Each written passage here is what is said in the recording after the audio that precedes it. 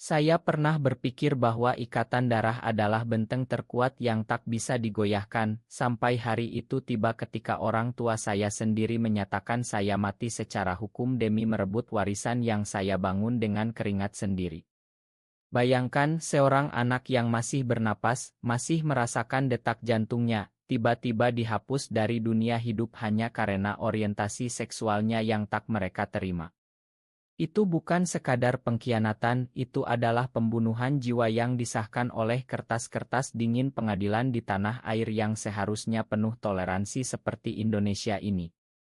Nama saya Adi, lahir dan besar di Jakarta yang ramai, di tengah keluarga yang tampak sempurna dari luar.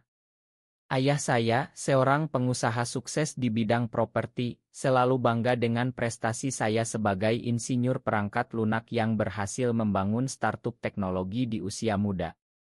Ibu, seorang ibu rumah tangga yang lembut tapi tegas dalam keyakinan agamanya, sering memuji saya sebagai anak yang patuh. Tapi di balik itu semua, ada rahasia yang saya simpan rapat, saya mencintai sesama pria. Bukan pilihan, tapi bagian dari diri saya yang tak bisa diubah, seperti air sungai Citarum yang mengalir deras tanpa bisa dihentikan. Hidup saya berubah ketika saya bertemu dengan Bima, seorang seniman mural dari Yogyakarta yang datang ke Jakarta untuk pameran seni. Kami bertemu di sebuah kai kecil di Kemang, di mana dia sedang melukis dinding dengan motif batik modern yang penuh warna. Matanya yang tajam, senyumnya yang hangat, membuat hati saya berdegup kencang untuk pertama kalinya setelah bertahun-tahun menyembunyikan perasaan. Kamu seperti angin segar di kota yang penuh asap ini, katanya saat kami berbincang pertama kali. Saya tertawa, tapi di dalam, saya tahu ini adalah awal dari sesuatu yang berbahaya tapi indah.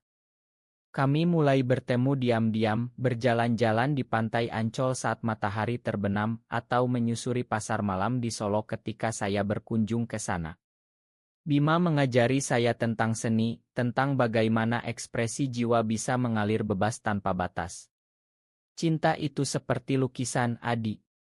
Tak perlu sempurna, asal jujur, ucapnya suatu malam saat kami duduk di tepi Kali Code, mendengarkan suara gamelan dari kejauhan. Saya merasa hidup, benar-benar hidup, untuk pertama kalinya.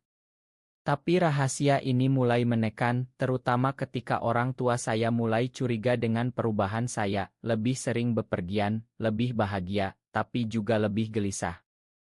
Suatu hari, ayah memanggil saya ke ruang kerjanya. Adi, apa yang kamu sembunyikan? Kamu jarang pulang dan ada rumor dari teman-temanmu.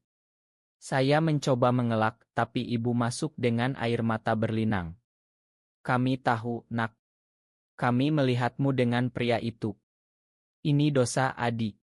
Ini bukan jalan Tuhan. Kata-kata mereka seperti pisau yang menusuk, tapi saya tetap diam, tak mau membantah. Malam itu, saya pulang ke apartemen saya di Sudirman, menelepon Bima. Mereka tahu, Bim. Apa yang harus kita lakukan? Suaranya tenang, kita hadapi bersama. Cinta kita bukan kesalahan. Konflik mulai memuncak ketika ayah memaksa saya untuk menikah dengan anak temannya, seorang gadis cantik dari keluarga terpandang di Bandung. Ini untuk kebaikanmu, Adi. Kamu harus normal. Saya menolak, dan itu adalah kesalahan pertama. Mereka memotong dukungan finansial, tapi saya tak peduli karena startup saya sudah sukses, dengan rekening bank yang penuh dari investasi. Bima pindah ke Jakarta untuk mendukung saya, kami tinggal bersama di apartemen kecil, membangun mimpi bersama. Kita bisa hidup mandiri, Adi. Indonesia ini luas, ada tempat untuk kita, katanya sambil memeluk saya. Tapi orang tua saya tak berhenti. Mereka mulai menyebar rumor di keluarga besar, mengatakan saya terpengaruh lingkungan buruk.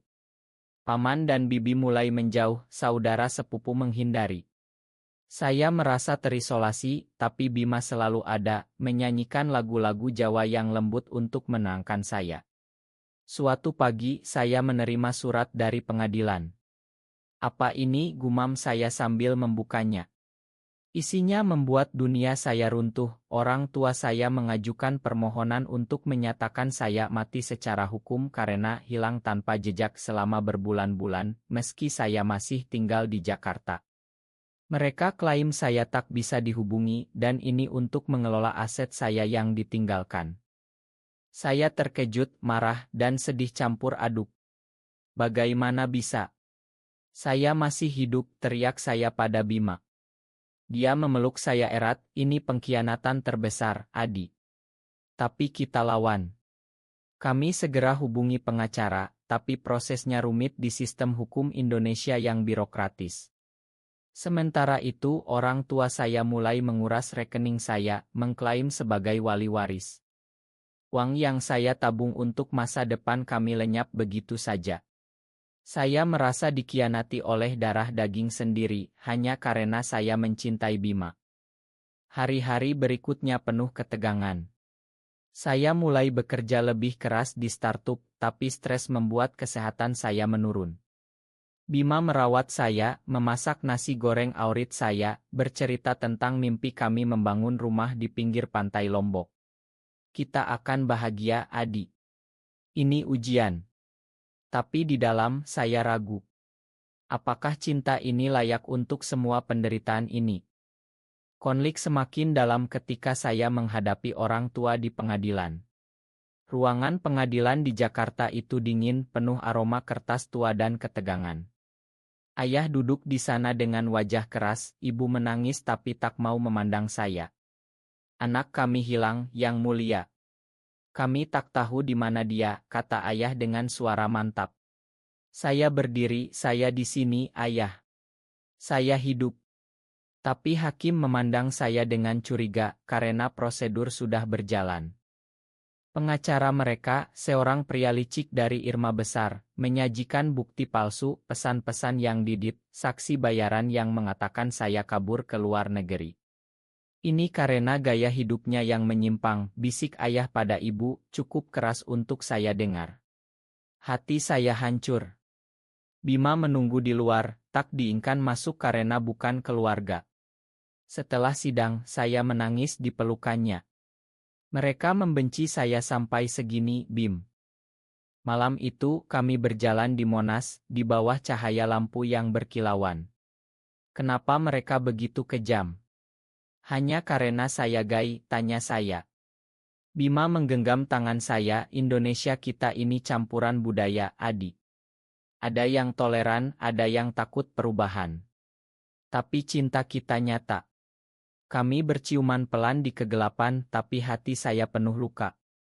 Sementara itu, startup saya mulai goyah karena rumor. Investor mundur, karyawan ragu. Saya kehilangan kontrak besar dengan perusahaan di Surabaya. Ini akhirnya, gumam saya pada Bima.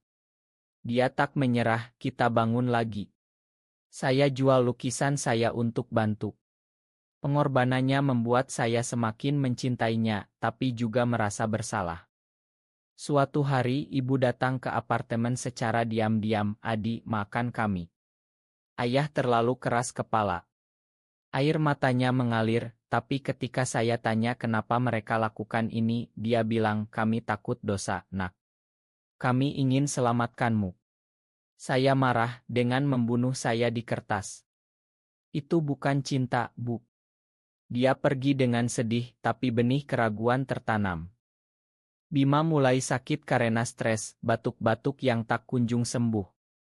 Dokter bilang itu pneumonia, mungkin karena kelelahan merawat saya.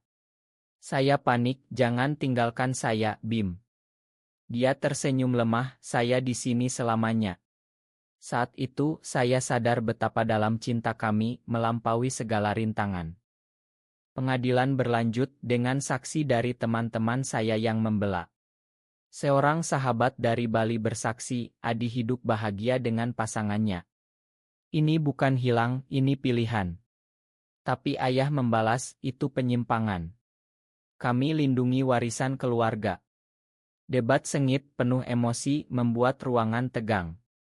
Di luar pengadilan, komunitas LGBTI di Jakarta mulai mendukung. Mereka demo kecil, dengan poster cinta tak bisa dihukum. Saya merasa tak sendirian, Indonesia punya sisi progresi. Bima bangga, lihat Adi. Kita bagian dari perubahan. Tapi pengkhianatan datang dari dalam. Seorang karyawan startup yang dekat dengan ayah saya membocorkan data keuangan. Rekening saya semakin kosong. Saya konfrontasi ayah lewat telepon, kenapa, Yah? Uang lebih penting dari anak. Dia diam, lalu bilang, kamu bukan anakku lagi sejak kamu pilih jalan itu. Hati saya remuk. Bima memeluk saya, kita punya satu sama lain. Itu cukup. Malam itu, kami bercerita tentang masa kecil, tentang mimpi-mimpi yang hilang. Cinta kami semakin kuat di tengah badai. Cao Tro datang ketika keputusan pengadilan diumumkan. Hakim, seorang wanita tua dari Medan, membaca vonis dengan suara tegas, permohonan diterima sebagian. Adi dinyatakan hilang, tapi bukan mati. Aset dibekukan sampai bukti lebih lanjut. Ayah tersenyum puas, ibu menangis. Saya terpukul, ini belum selesai, teriak saya. Setelah itu, ayah mendekati saya di koridor. Kembalilah, Adi. Tinggalkan pria itu dan semuanya kembali. Saya menatapnya, tidak, Yah. Ini hidup saya. Dia pergi dengan marah, dan saya tahu perang belum berakhir. Bima semakin lemah, harus dirawat di rumah sakit Cipto Mangunkusumo. Dokter bilang butuh operasi, katanya lemah. Biayanya mahal dan rekening saya dibekukan. Saya putus asa menjual barang-barang untuk bayar. Ma, Bim. Ini karena saya. Dia pegang tangan saya, kita bersama, itu yang penting. Saya hubungi keluarga besar di Palembang, minta bantuan. Paman bilang, kami dukungmu, Adi. Ayahmu salah. Dukungan itu memberi harapan.